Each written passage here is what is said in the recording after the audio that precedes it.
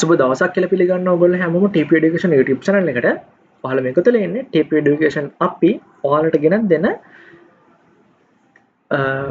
basic to advanced grammar series එකේ දෙවෙනි video එකත් එක්ක. ඉතින් මම මතක් කරන්න කැමතියි මේ basic to advanced grammar series එක ඔයාලට 100%ක් නොමිලේ ගෙනත් දෙන වීඩියෝ series එකක්. ඉතින් ඒකේ පළවෙනි වීඩියෝ එකකින් අපි කතා කරා ඔයගොල්ලොත් එක්ක be verbs ගැන එහෙම නැත්නම් am is are ගැන. ඊට පස්සේ අපි කතා කරා nouns ගැන. ඊට පස්සේ අපි කතා කරා am not is not are not ගැන. ඊට පස්සේ අපි කතා කරා plural nouns ගැන. අවසාන වශයෙන් අපි ගිසති කතා කළා. එහෙම නැත්නම් පළවෙනි වීඩියෝෙන් අපි කතා කරා ඔයගොල්ලොත් එක්ක correction with am is are ගැන. ඉතින් මේ දෙවෙනි වීඩියෝ එකකින් මම ඔයගොල්ලොත් එක්ක කතා කරන්න බලාපොරොත්තු වෙනවා සාකච්ඡා කරන්න බලාපොරොත්තු වෙනවා proper nouns ගැන subject pronouns ගැන සහ අවසාන වශයෙන් object pronouns ගැන. මේ වීඩියෝ එක අවසානයේදී ඔයගොල්ලන්ට proper nouns subject pronouns සහ object pronouns ගැන මනා දැනුමක් සහ අවබෝධයක් ලැබෙයි ඔයගොල්ලන්ගේ English skills English grammar skill එක develop වෙනකොට. හරි. මොකද්ද මේ proper noun එක කියලා කියන්නේ? අපි බලමු. A proper noun is the specific name of a person, place, organization or thing. ඒ මොකද්ද කියන්නේ? proper noun එක කියලා හඳුන්වන්නේ යම්කිසි පුද්ගලයෙක්, යම්කිසි තැනක්, යම්කිසි සංවිධානයක් හෝ යම්කිසි දෙයක් පිළිබඳව අපිට විශේෂ කරලා හඳුන්වන්න පුළුවන් නාමයක් තියෙනවා නම් අන්න ඒකට අපි කියනවා මොකද්ද? proper noun එක කියලා. ඒ කියන්නේ යම්කිසි පුද්ගලයෙක්, යම්කිසි තැනක්, යම්කිසි දෙයක්. මෙන්න මේකයි කියලා අපිට කියන්න පුළුවන්. මෙන්න මෙයා තමයි. මෙන්න මෙයා. මෙන්න මේක. මෙන්න මේ කම්පැනි එක. ඒතර මෙන්න මෙතන. ඒ වගේ දෙයක් අපිට කියලා කියන්න පුළුවන් නම් අන්න ඒකට අපි කියලා කියනවා proper noun එක කියලා. හරි. ඊට පස්සේ අපි කියනවා it always begins with a capital letter no matter where it appears in a sentence. ඒ මොකක්ද ඒ කියන්නේ? එක කියන්නේ proper noun එක හැමතිස්සෙම පටන් ගන්න ඕනේ capital letter එකකින්. ඒ කියන්නේ වාක්‍යයේ කොතනට proper noun එක හදුනත් ඒ proper noun එක පටන් ගන්න ඕනේ capital letter එකකින්. මම හිතනවා ඔයගොල්ලෝ දැන් පැහැදිලි කියලා. ඒ කියන්නේ proper noun එක කියලා කියන්නේ අපිට ස්පෙસિෆික් කරලා මෙන්න මේකයි කියන හඳුන්වන්න පුළුවන් යම්කිසි පුද්ගලයෙක් යම්කිසි තැනක් යම්කිසි සංවිධානයක් හෝ යම්කිසි දෙයක් තියෙනවා නම් අන්න ඒක proper noun එක කියලා හඳුන්වනවා. ඒ වගේම proper noun එකක් වාක්‍යයේ කොතනට යදුනත් පටන් ගන්න පළවෙනි අකුර capital letter එකක් වෙන්න ඕනේ. අපි බලමු අපිට එදිනදා ජීවිතේ හම් වෙන common noun කිහිපයක් සහ ඒවට අපි පාවිච්චි කරන්න පුළුවන් proper noun කිහිපයක් ගැන. country කියන common noun එක ගත්තොත් එහෙම අපිට ඒක වෙනුවට පාවිච්චි කරන්න පුළුවන් ශ්‍රී ලංකා, ඉන්දියා, චයිනා, ඉන්දුනීසියා වගේ proper nouns. ඒතර girls කියන category එකේ common noun එක අපි ගත්ත common noun එක ගත්තොත් එහෙනම් අපිට ඒක වෙනකොට use කරන්න පුළුවන් අනුෂ්කා, කමලා, සුසිලා ඒ වගේ proper nouns. ඒතර schools ගත්තොත් එහෙනම් Royal College, Ananda College, Nalanda College, Thurston වගේ දේවල් අපිට ගන්න පුළුවන්. company එකක් අපිට ගත්තොත් එහෙනම් Google company එක වගේ දේවල් අපිට ගන්න පුළුවන්. rivers විදිහට ගත්තොත් එහෙනම් මහවැලි river එක, කැලණි, කළු වගේ rivers අපිට ගන්න පුළුවන්. ඊට පස්සේ month විදිහට ගත්තොත් එහෙම අපිට month කියන common noun එකට අපිට ගන්න පුළුවන් January, March, October කියන proper nouns. cities කියන common noun එකට අපිට ගන්න පුළුවන් කොළඹ, අනුරාධපුර, පොළොන්නරුව, මයංගනේ වගේ proper nouns. දැන් අපි බලමු මේ proper nouns වල තියෙනවානේ key features. එහෙම නැත්නම් key points මොනවද කියලා. හරි? එතකොට මේක කියන අපි always capitalize. අර මම ඉස්සෙල්ලා කිව්වා වගේ වාක්‍යයේ කොතනට මේ proper noun එකක් හදුනත් ඒ proper noun එක පටන් ගන්න proper noun එක අදාළ වචනේ පළවෙනි අකුර capital letter එකක් වෙන්න ඕනේ. Not generic, they are specific names, not a general types. ඒ කියන්නේ proper noun එක කියන්නේ specific name එකක්, විශේෂ පද, විශේෂ නමක්. කෙනෙක් දෙයක් තනක් organisation එකක් හඳුනන්න පුළුවන් විශේෂ නමක්. හරි? ඒතර ඒක common නැහැ.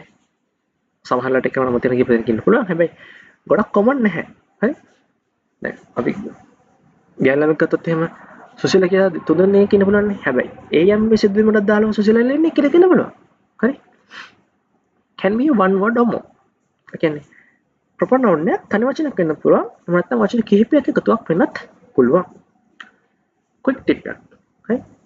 if you can ask which one අපි ඒ කියන්නේ අපි ඒ වාක්‍යයේ අපි which one කියලා අපි කියුවොත් ප්‍රශ්නයක් ඇහුවොත් එම කවුරුහරි which one මොකද්ද කවුද කියලා ඇහුවොත් එහෙම අපිට අන්න ඒකට උත්තර දෙන්න පුළුවන් මෙන්න මේ හවල් කියන මෙන්න මේ හවල් දී මෙන්න මේ හවල් නගරේ කියලා අපිට උත්තර දෙන්න පුළුවන් නම් ගොඩක් දුරට මේ most probably අන්නේ අපිට හම් වෙන උත්තරය තමයි මේ වාක්‍යය දාලා common noun එක සමවන්න proper noun එක වෙන්නේ.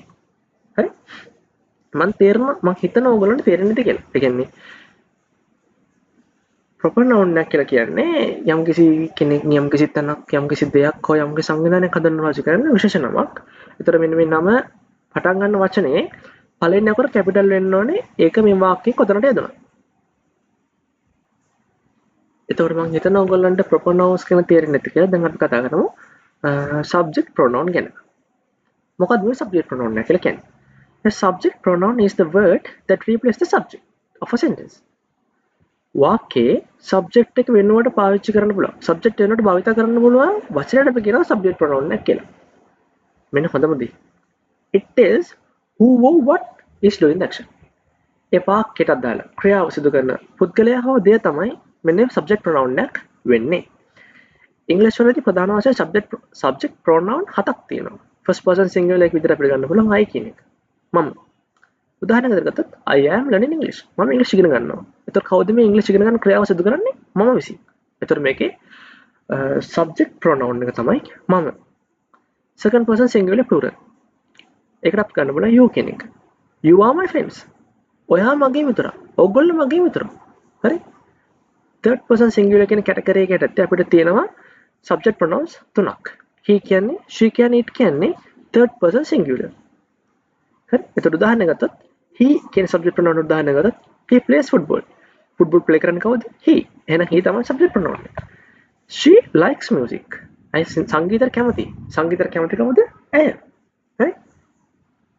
it is raining outside. එතකොට third person plural විතර අපිට ගන්න පුළුවන් they සහ first person plural විතර ගන්න පුළුවන් we කියන එක. මොකද මේ first person plural කියන්නේ?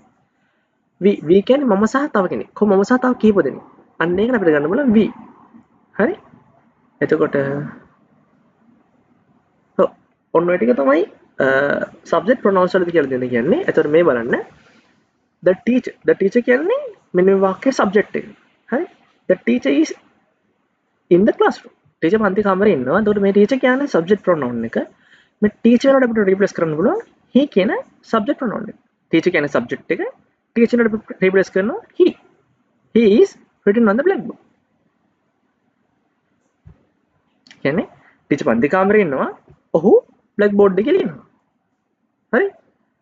the woman is in the shop. කාන්තාව කඩේ ඉන්නවා. හැබැයි මොකක් කරනවද? she is carrying a bag. අය බෑග් එකක් අරගෙන ඉන්නවා. හරි? මම හිතනවා ඔයගොල්ලන්ට ඒකට subject pronoun එක ගැන කියන්නේ මොකද්ද කියලා. subject pronoun එක කියලා කියන්නේ subject එක වෙනුවට භාවිත කරන්න පුළුවන් යම් කිසි වචන තියෙනවා. අන්න ඒක අපි කියනවා subject pronoun එක කියලා. ඒතකොට subject pronoun හතක් තියෙනවා. I, you, he, she, it, we, they කියන්නේ අන්න ඒ විදිහට අපිට භාවිත කරන්න පුළුවන් subject pronoun හත. හරි? එතකොට මෙන්න මේ අපි ලියන වාක්‍යයේ ක්‍රියාව හැමතිස්සෙම සිදු කරන්නේ මෙන්න මේ subject pronoun එක විසින්. මම හිතනවා ඔයගොල්ලන්ට තේරෙන්නේ නැති කියලා. හරි අපි දැන් කතා කරමු object pronouns ගැන. මොකද්ද මේ object pronoun එක කියලා කියන්නේ? Object pronouns are used to replace nouns that reverse the action in the sentence. ඒ කියන්නේ වාක්‍යයේ දැන් subject pronoun එක කියලා කියන්නේ වාක්‍යයේ ක්‍රියාව සිදු කරන මනුස්සයනේ. හරි සිදු කරන මනුස්සයා සිදු කරන දෙයනේ. ඒතර object pronoun එක කියලා කියන්නේ මෙන්න මේ වාක්‍යයේ ඒ subject pronoun එක විසින් කරන ලබන ක්‍රියාව මේ මොනවද මේ receive කරන කෙනා. කියන්නේ ලබා ගන්න කෙනා තමයි object pronoun එක කියලා කියන්නේ. ඒතර ඉංග්‍රීසියේදී object pronouns කීපයක් තියෙන එක තමයි subject pronoun එක අය වුණත් මේකේ object pronoun එක ගන්න පුළුවන්. you වෙනුවට youම තමයි, he වෙනුවට him, she වෙනුවට it, it වෙනුවට itම තමයි, we වෙනුවට us සහ they වෙනුවට they. එතකොට she called me. අය call කරා මට. අය මට call කරා. එතකොට අය call කරේ කාටද? මට. I saw you at the store. හරි? මම ආව දැක්ක කඩේදී. මම දැක්කේ කාවද? ඔයාව. Tell him the truth. ඇත්ත කියන්න. ඔහුට ඇත්ත කියන්න. ඒතර කාටද ඇත්ත කියන්නේ? ඔහුට. ඒ වගේ තමයි. හරි? එතකොට අපිට එතකොට examples විදිහට අපිට ගන්න පුළුවන්. My teacher gave me homework. Can you help us? I saw her at the market. Don't touch it. He made a joke about them. අන්න ඒ වගේ දේවල් අපිට examples විදිහට ගන්න පුළුවන්. එතකොට සරලවම කිව්වොත් එහෙම subject pronoun එක කියලා කියන්නේ යම් කිසි ක්‍රියාවක් සිදු කරන මනුස්සයා සහ object pronoun එක කියලා කියන්නේ එන්නේ කියන ක්‍රියාවට භාජනය වෙන තැන. එහෙම නැත්නම් ඒ ක්‍රියාව ලබා ගන්න තැනතර තමයි object pronoun එක කියලා කියන්නේ. මම හිතනවා ඔයාලට pronouns subject pronouns සහ object pronouns ගැන proper nouns subject pronouns සහ object pronouns ගැන අදහසක් එන්න තියෙනවා. එහෙනම් අපි ඊළඟ වීඩියෝෙන් හම්බෙමු.